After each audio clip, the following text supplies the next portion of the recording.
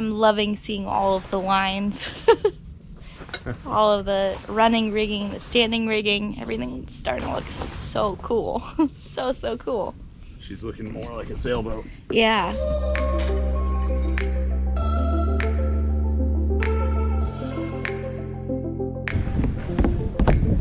You're coming too. What started as a dream is now our reality. 6 years ago, we poured her ballast, raised every frame, cut every plank, and named her Rediviva. Ready for life back on the ocean, this year we're determined to set sail. Would you look at that? I'd say that's the making of a fine cruising vessel.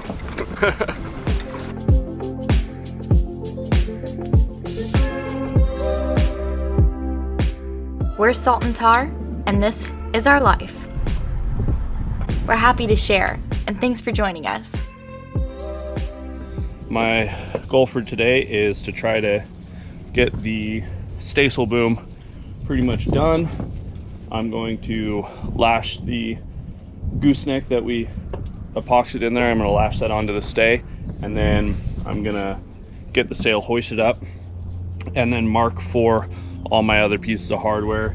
Need something on the end to lash the sail itself to. Then I've got a couple little cheek blocks for the reef points, and I've decided at this point I'm totally done caring at all about whether the cheek blocks are stainless steel or bronze or galvanized. I don't care, as long as they work and we can go sailing. And I had those ones left over in all my piles of old hardware, so that's what's going on. I'm just gonna start lashing away. I'm just gonna use the standard the tarred nylon twine, seine twine. The stuff is super strong, it's inexpensive, and it's great for lashing and rigging projects.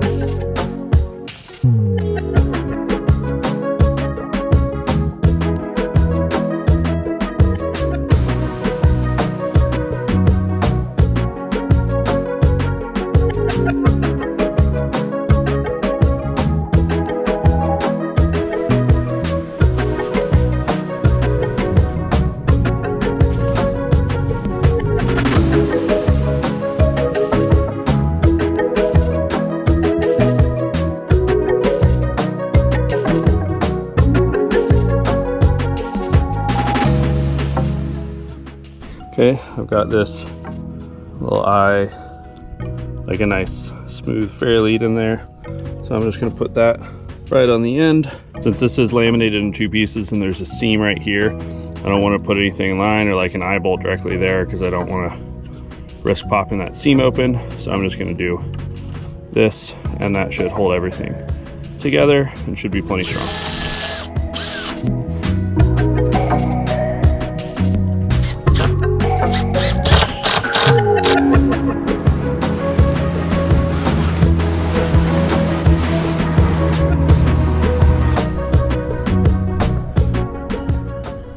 The sails were up. Oh my God, your boat went from a cool boat to a real sexy boat. Yeah, thank you. I mean, man, it was really, it was fun. Oh yeah, I appreciate that. Yeah, that was the first time we had them all four up. It felt so good.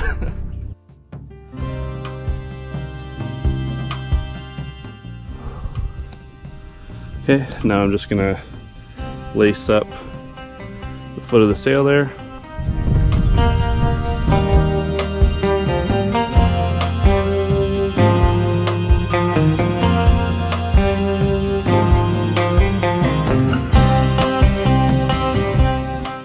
Okay, I'm switching to back here instead of lashing to a block, and then I can run an out haul so I can adjust the tension of the foot, which was kind of something I was thinking about doing, but wasn't going to bother with it right now.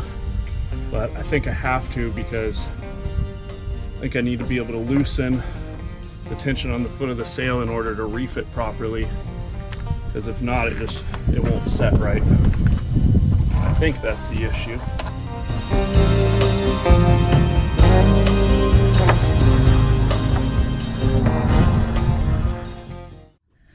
Oh, it is a beautiful day today. We've lowered the bowsprit and reattached the inner forestay, which has the staysail hanging on it, on her boom. And that's what we're going to be working on today. And we'll see how far we get, and then maybe do a little bit of work on the Yankee as well. Probably get the staysail to finishing point, minus however we're going to sheet the boom. And that's kind of like where the rest of the sails are at. But then we can move on to the Yankee and figure out where we're going to put our sort of fair lead tracks. I don't know, what do you call those? Who's the what? The tracks, those fair lead tracks for the Yankee. Oh, yeah, the tracks. Tracks. Okay, tracks. Gotta do those, figure out where we want to put the probably only 2, maybe 3 winches that we will have on all of Red Aviva. Is going to be the Yankee sheets, so one for each side of the boat.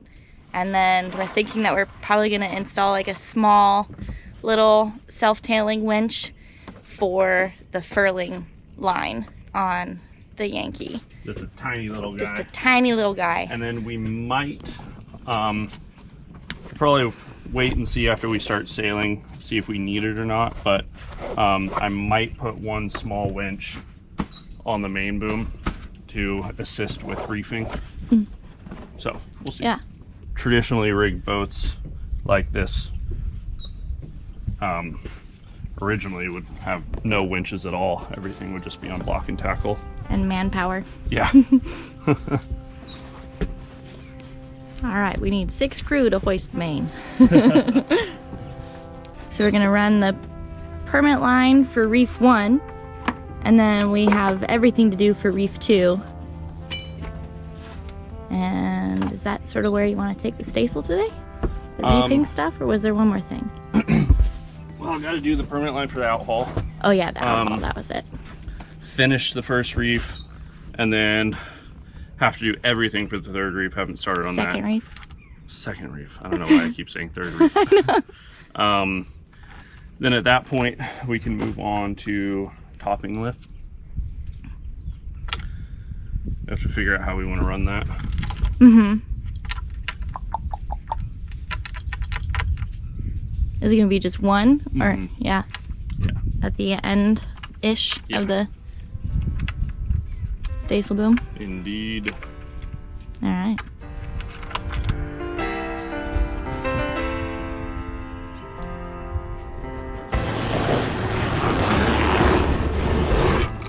So this is the first reef on our staysail, which has 2, same as our main has 2, and then our mizzen only has 1. And then the Yankee, of course, can be furled. Yep. So I've got this already done. These locations work pretty decent. I'm just leaving this end done with the rolling hitch for now, so we can make any adjustments we might need to later. And that's how I've got the lacing and stuff finished on this sail. I decided to just go with rolling hitches rather than splicing it like I did with the other sails, because splicing looks really clean and neat and everything, but with the rolling hitches I can adjust it. I can take it off if we want to remove the sail. Don't have to cut it. Yeah. I think it's way smarter. So kind of. Well, by sail number You live and 3, you learn. now you know how you want to do it. Yeah. So basically just need to install a cleat down here somewhere. So I've got a number of nice little bronze cleats, so I'll probably just put one right on the side of here. And will you need 2? A second one for reef 2? That's what I need to figure out. Okay. So one side is going to have 2, because one side will have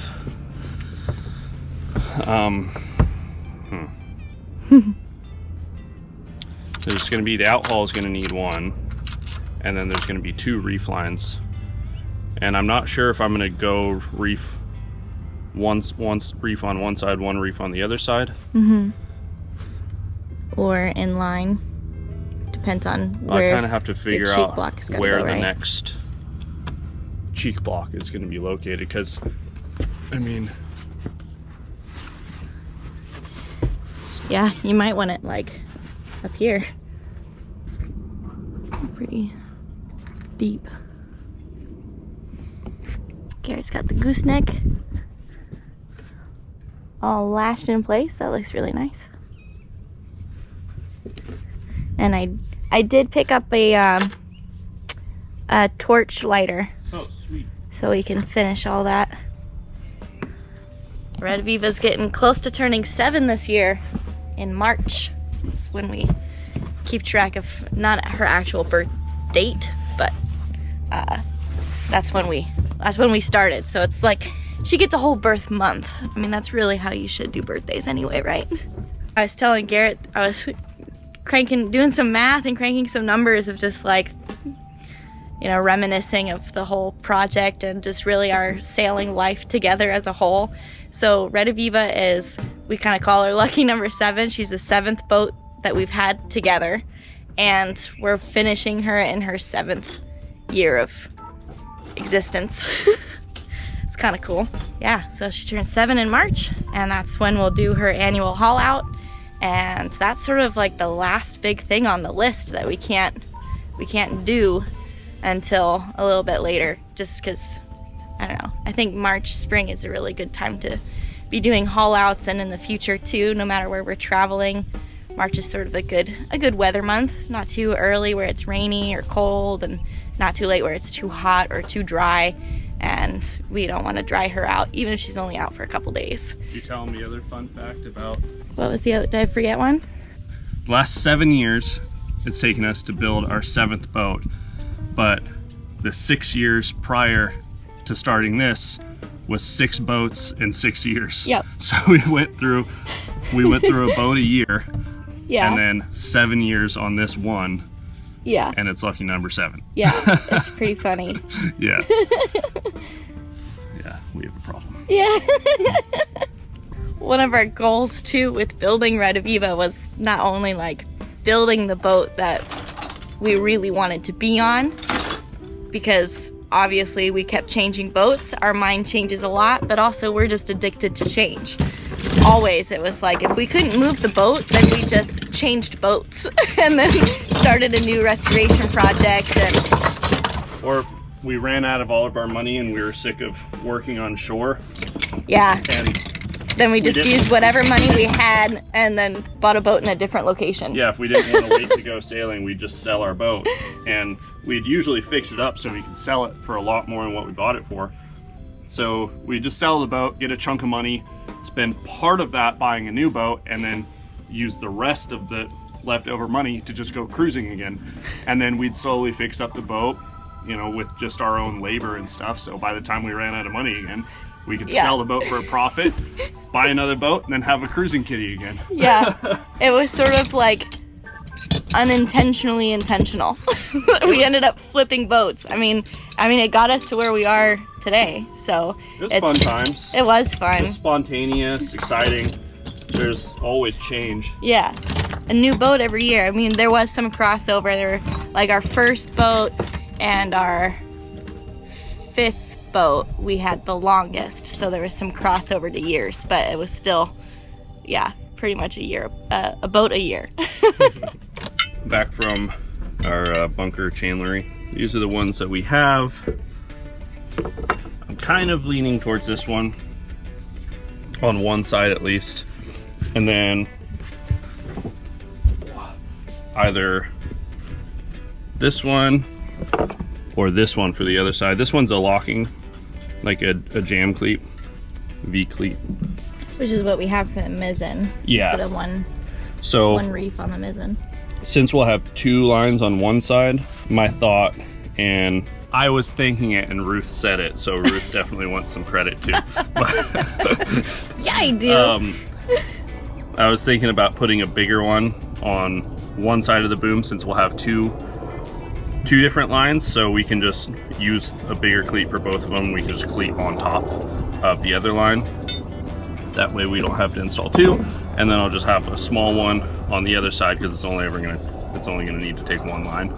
I gotta say, I love when we work on the sails because we get to stare at them for a little while, and they're all so pretty. So gorgeous.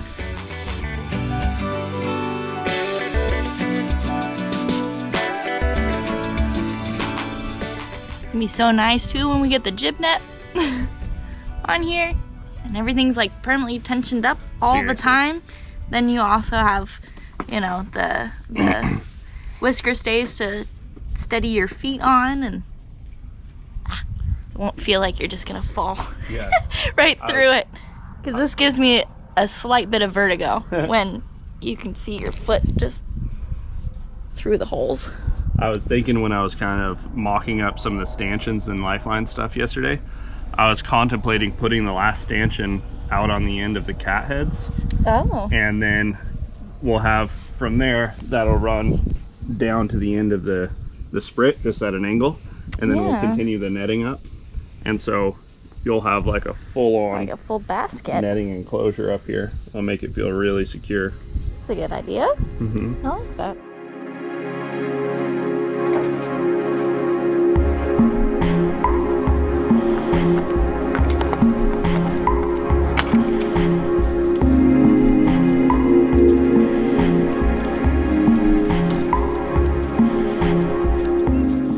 You're just gonna finish it off by twisting the 2 ends together? Mm-hmm. Okay.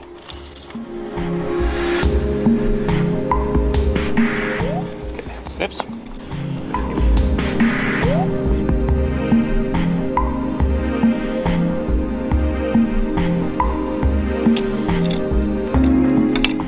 Okay.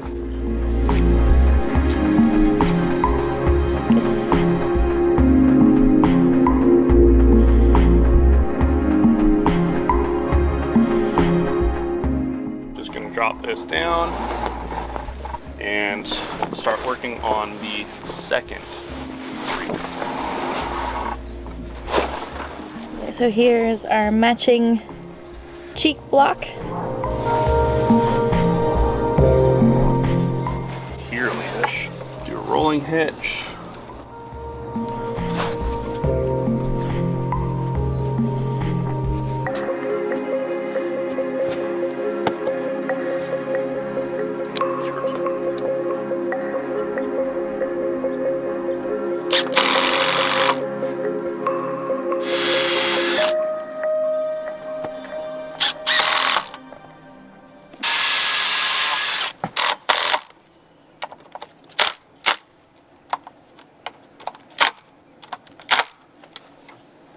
Oh, son of a... Oh, you did it backwards. What an idiot. Oh no, I didn't even notice.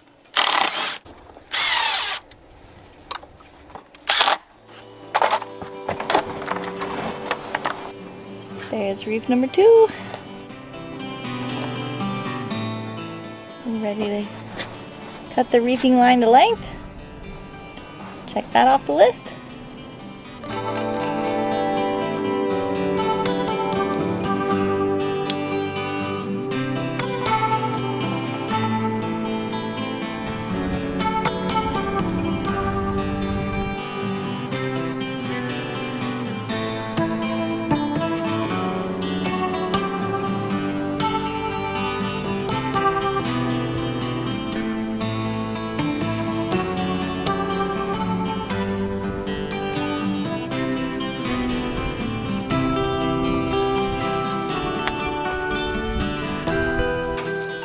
Gorgeous. Work of art. Up next, We are going to try to get the Yankee going. They're these bronze cars with this like ball bearing swivel Maggie. we have all 4 of our working sails. So now to get the sheeting system dialed before we can go sailing. Bit by bit, line by line. Thanks for watching. We'll see you next week.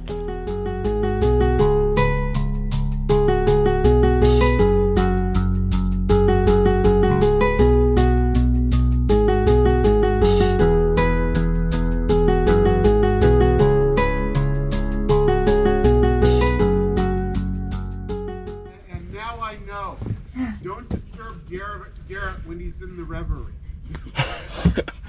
Staring.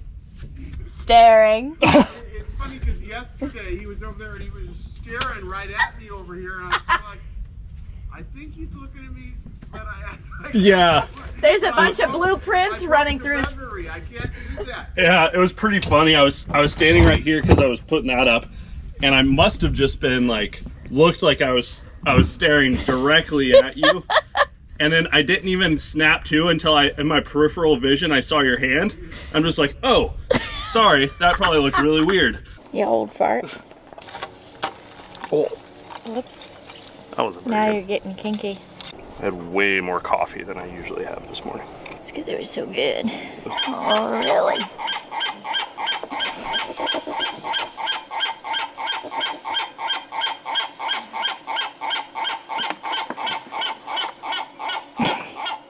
You uncivilized swine. It's like one of the most practical names for things.